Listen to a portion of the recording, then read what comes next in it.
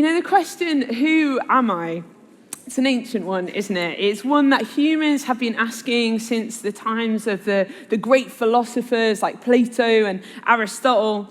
And in modern times, you know, we see this question pop up time and time again in things like movie narratives when we watch the protagonist's existential crisis and they declare, oh, I just don't know who I am anymore. And their loss of identity, it kind of shakes their resolve. Or when someone or something instills a new found sense of identity in the hero and it enables them to step up to the plate. Kind of like Peter Parker when he puts on his Spider-Man suit, or Neville Longbottom when he is named a courageous Gryffindor by the Sorting Hat, and then eventually he goes on to be the unlikely hero who slays the snake Nagini and ultimately defeats Voldemort. You know, I'm no psychologist, but there seems to be something in this concept that when we know who we are, it shapes how we are. That our sense of identity forms how we then live that out. And today we're going to be focusing on this subject of identity, and we're going to be framing it through the lens of what Peter, the disciple of Jesus, had to say in his letter, 1 Peter. Now, if you've been around for the last few weeks, then you'll know that we're in the middle of a series just diving a little bit deeper into this particular book of the Bible. And that Peter's main aim in writing this letter is to encourage the churches that he's writing to in the midst of persecution. And one of the ways that Peter does this is by reminding them of their identity. It's like he's saying, when the going gets tough, remember who you are. You know, when we think of identity, we very often, don't we, have a tendency to look inwards. We live in a culture that adheres to the idea of an elective identity. It's something that is self-determined. I get to choose what is true of me. But while our culture might suggest that we're on some kind of search for our identity, Peter, he seems to believe that identity, the identity of his readers, is not something to be found or even questioned, but that it's really clear. You know, Peter, he repeats this encouragement again and again and again. Remember who you are. Remember who you are. Remember you are children of God. Remember you are holy. Remember you are sheep in the care of a good shepherd. It's like he's trying to instill this sense of resilience in them, that by understanding who they are, it will affect how they are, and it will help them to live in that confidence despite what it is that they're facing. And so we could look at a whole host of different passages in Peter's letter as we explore this theme, but there is one particular passage that I want to zoom in on. And it's in 1 Peter 2, verses 9 to 10. If you have a Bible, feel free to flick to it, but it'll come up on the screen and we'll read it together. It says this: "But you are a chosen people, a royal priesthood, a holy nation, a people for God's own possession, that you may proclaim the excellencies of him who called you out of darkness into his marvelous light. Once you were not a people, but now you are God's people. Once you had not received mercy, but now you have received mercy." So let's unpack this a little bit, because what Peter is saying here is far richer in meaning than perhaps what first meets the eye. You know, Peter, he is developing this theme of identity, the new identity of God's people, and he's doing it by drawing from Old Testament images that refer to the Israelites, who had always been known as God's people. And so then he's taking these images and he's applying it to these Gentile Christians, these non-Jewish Christians, in order to place them and the suffering that they're experiencing within God's story. And he does this throughout the letter, and maybe if you fancy a little bit of a challenge this week, you could read through the book of 1 Peter and you could hunt out all of the Old Testament references, because I think it is really fascinating. But in this particular section, Peter, he is referencing Exodus 19. in which God says to the Israelites that they are his treasured possession, that they will be a kingdom of priests and a holy nation. Where these Gentiles, they had once not been part of the family of God, they have now been drawn together with the Jewish descendants of Abraham. And as a result, they get to take on this new identity. And so this morning, as we consider what Peter is trying to tell his audience about who they are, we're going to dig into some of these Old Testament images a little bit of a chosen people, a royal priesthood, and a holy nation. And so the first image that Peter uses is that of a chosen people. Now, I don't know how many of you guys are into sports. To be honest, even if you've ever been in a PE lesson, you will know the crushing disappointment of not getting chosen. Now, I used to play netball, I still do. But when I was a teenager, there was one girl on our team, Sophie. And she didn't just play for us. She played for the county and for the region. She was really, really good, which was great for our team. However, Sophie was an excellent goal defense. And guess what position was my favorite position? Goal defense. So for years, I was relegated to having to play goalkeeper. Now, I would not wish to offend any goalkeepers in the room. You guys are great. You're very essential to the team. However, look at me. Do I look tall enough to defend against a 6-foot-tall goal shooter? Absolutely not. And so for years, I lived with, never being chosen. And maybe you can resonate with that feeling. Although I would like to know, as I say, I do still play netball now, and now I get to play goal defense, which makes me very happy. But to bring us back to our passage, what Peter is saying is that unlike in PE or in a sports team, when you're afraid of being picked last, those who choose Jesus are all chosen. And that sounds like good news, doesn't it? And it is. But for Peter's audience, this kind of statement would have been radical because it was the people of Israel who'd always been known in the Old Testament as God's chosen people. God had made a covenant with Israel. He'd made a promise to them that they would be his people and he would be their God. And so by calling the Gentiles his people too, was God breaking his promise? Well, what's really important to note is that God chose the family of Abraham. He chose the Israelites, but he didn't choose them because they were anything particularly special. In fact, as we read in Deuteronomy, it says that he chose them because he loved them. And if you know the story of the Old Testament, then you will know that sadly, God's people in the end, they despised his love. God may have chosen them, but they ended up choosing other gods. And so as the Old Testament prophet Hosea wrote, the Israelites became no longer God's people. But we know, don't we, that that wasn't the end of the story.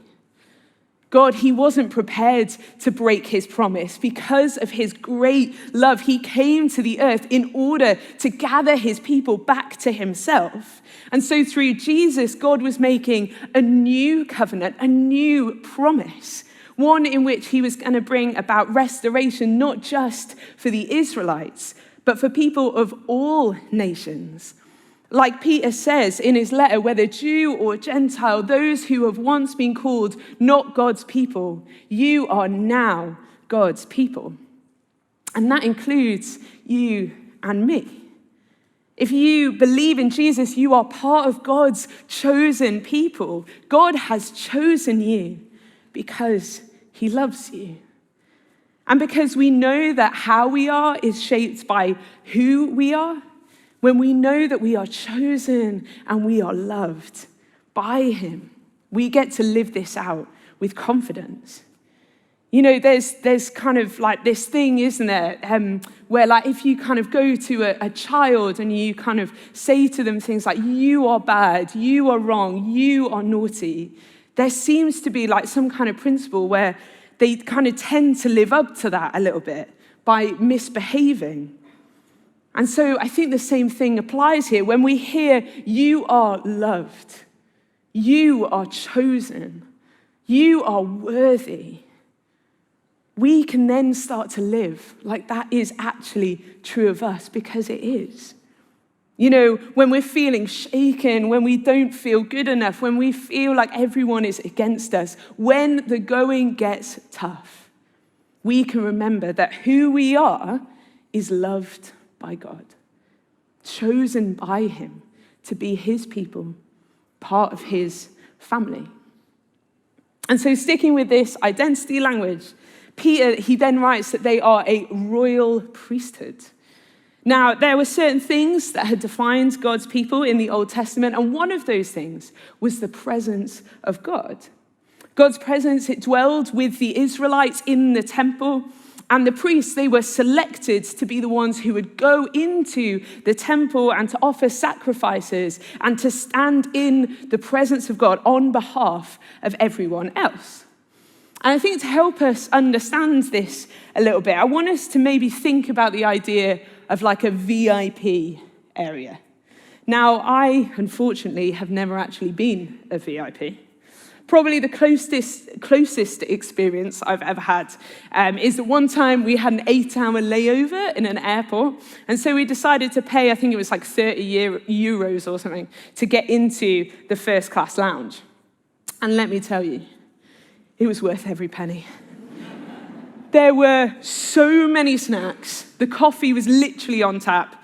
And if you have ever tried to fall asleep in one of those like leather upright chairs in an airport, forget about it. The first class lounge had recliners. It was unbelievable. And it really did make me feel like I was not just an airport passenger. I was a first class passenger. Until, of course, I got on the plane and I sat in my economy seat. But for those 8 hours, I felt like a VIP. Anyway, it's a very rudimentary comparison, really rudimentary comparison. But the thing is, what I'm trying to get at is the priests, they had special access. But the Gentiles, well, they didn't have any access at all. In fact, they didn't even have an invite. So again, how come Peter is saying in his letter that they do? Why is he calling them part of this priesthood? Well, ultimately, again, it's because of Jesus.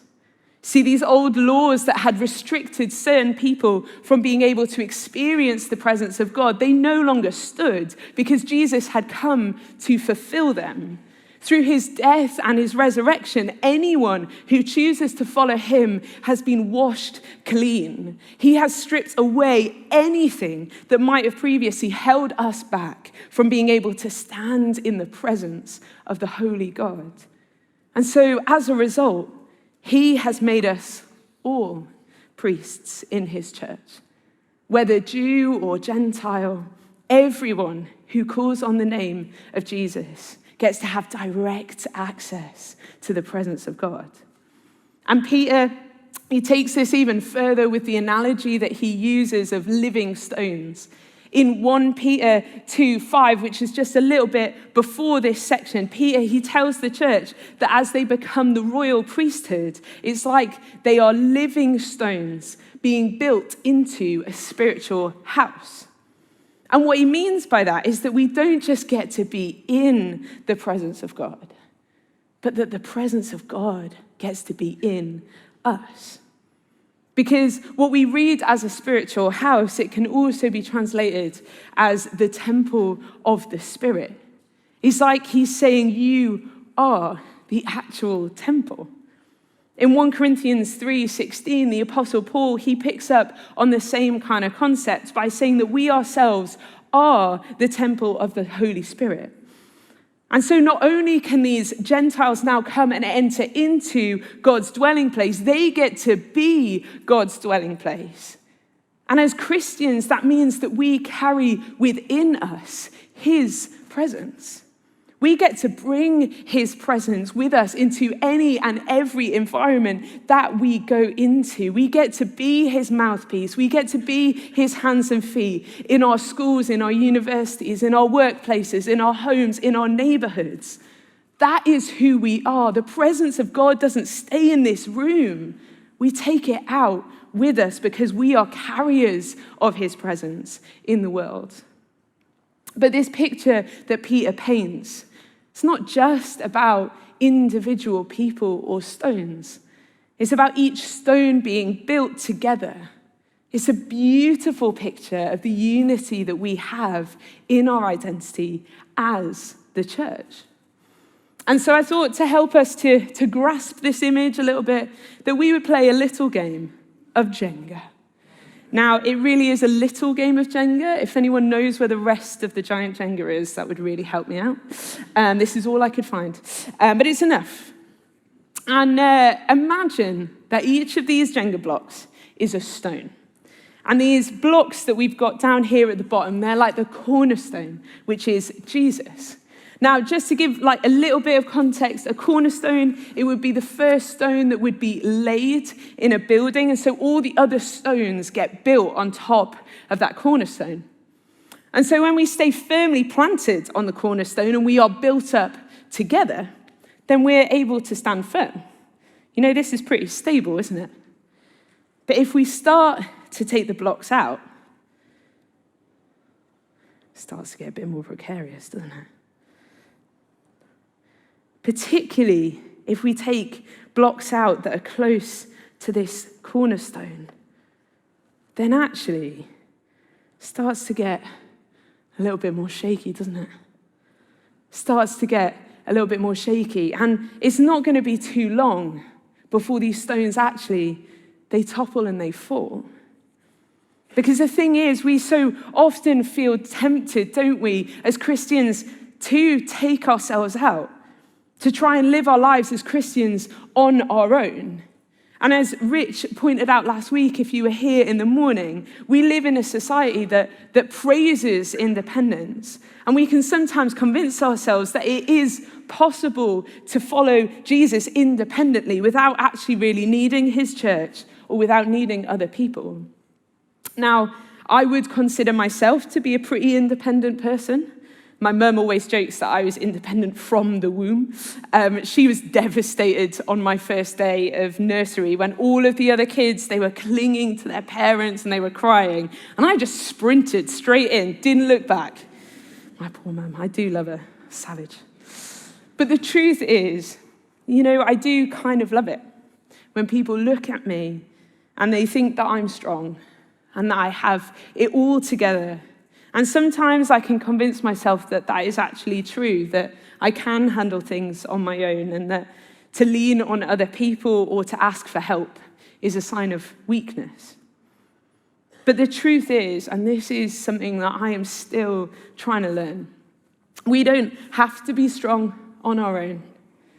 We don't have to sort out all of our stuff in isolation. The reality is we can't. None of us are perfect. None of us can sort out our own stuff. Instead, we have a privilege that so many people in this world do not have, in that we are part of a wider body, which is the church. Which means that we can draw strength from one another. We can learn from each other. And like these living stones that aren't static, but they're alive, they're living, they're growing. Through the power of God's presence, we get to grow together. And maybe you're like me, and being independent has become part of your identity. Maybe you've been hurt, and the idea of depending on other people feels a bit too vulnerable. You know, maybe you are pretty content and comfortable with how things are, and the idea of being part of a codependent community, it just feels like a little bit more effort than it's worth. But the thing is, when the going gets tough, if one of these stones tries to stand alone, it's not going to be long before it takes a hit that means that it's not going to be able to stand at all. But when we come together and we strengthen one another, as we stay rooted to this cornerstone, Jesus, we are built up in unity. And when the going gets tough, we get to stand firm. And so finally, the last image is that of a holy nation. And John Wright is going to be talking a bit more about holiness next week, but it is worth taking a moment to think about what Peter means by a holy nation. Peter is reminding them, isn't he, of who they already are. Remember who you are. They are a chosen people. They are a royal priesthood. They are a holy nation. And so often we think about holiness, don't we, as like doing the right things. But the truth is that no matter what we do, we can't actually make ourselves holy. Only Jesus can. And the good news is that he does. Through his death on the cross, he has made a way for us to be made holy. You know, remember how I said earlier that Jesus has made us clean so that we get to stand in the presence of the holy God.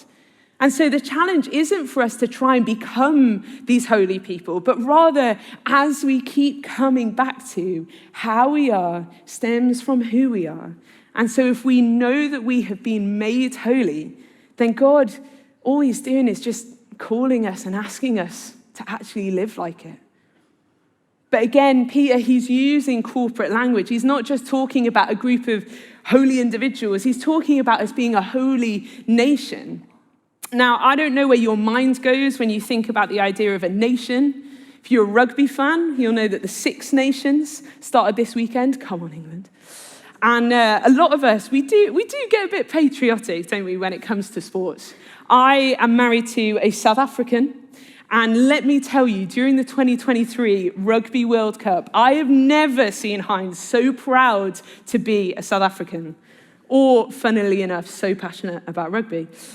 But what Peter is, he's trying to get at here is that what we might think of when we think of a nation, this holy nation, it's not like that. It's not restricted by geographical boundaries or racial or ethnic divisions. In fact, through his church, God is doing away with all of that. And instead, he is installing a new spiritual nation based purely on allegiances to its heavenly king, Jesus. Asia Minor, where all of these churches were that Peter is writing this letter to, it was actually humongous.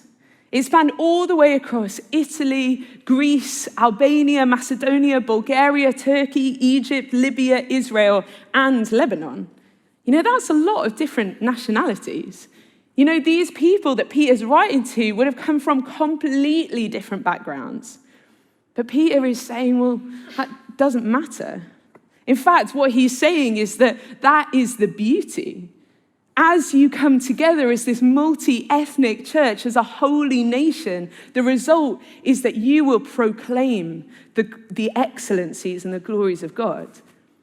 Think about it. Where else do you see people from all different backgrounds coming together in unity and in friendship and in love for one another? This is part of who we are, or at least it should be. And there is a reality that in many different ways, the church, it hasn't lived up to exactly what Jesus would have wanted it to be when he told Peter that he was going to build his church on Peter's shoulders. And we see tensions even in the New Testament, in some of the letters that were written, and different people in different churches have tensions. Because the thing is, the church, it is a whole, but it is still made up of individual people. It is made holy, but broken all the same. And like a mosaic, which takes broken pieces of pottery and it brings them all together to make beautiful art, this is what we are as the church. One whole that is far, far more beautiful together than we ever would be just as individuals. And when others who, like Peter says, haven't understood the message, who haven't heard the good news, when they look in and they see us, hopefully what they will see is the excellencies of God proclaimed, God's holy nation. They will see a people united, not separated by cultural differences or selfish ambition, but secure in who they are, a chosen people, a royal priesthood, and a holy nation. And so what does this look like for us? How can we take what Peter has written to these churches in order to help us remember who we are? Well, firstly, we need to spend time with Jesus.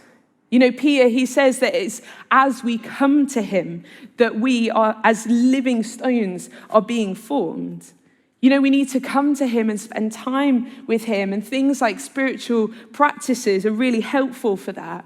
You know, things like silence and solitude, as we give space to reflect on the things that we know are true of us, and we wait on the Holy Spirit, he helps to reinforce those things in us, and he also goes with us to help us to live it out.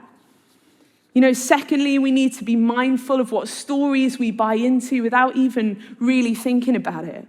And we need to take those stories and we need to filter them through the biblical story. You know, am I searching for my own identity? Or am I looking to Jesus, the cornerstone, who is a solid foundation? You know, what he says about us, it will never change. And so I'd encourage you, turn to the Bible, read through Peter's letter if you haven't already. You know, find out, what does the Bible actually say about who you are? And then memorize some of those things so you can reflect on them next time you need the reminder. And then thirdly, we need to look to those around us. Because if we want to stand firm in who we are, then we need to be rooted in community. We can't just sit in our comfort zone. We need to step into one another's lives and allow ourselves to be changed and strengthened by one another. You know, we need to recognize the beauty and the diversity of what we have, of who we are as the whole, the church, so that we can learn from one another and truly be able to reflect the glory of God. When the going gets tough, Peter encourages us to remember who we are. And if we can grasp that, then how we are has to, and it will, start to look different. And so if you're able to, why don't we stand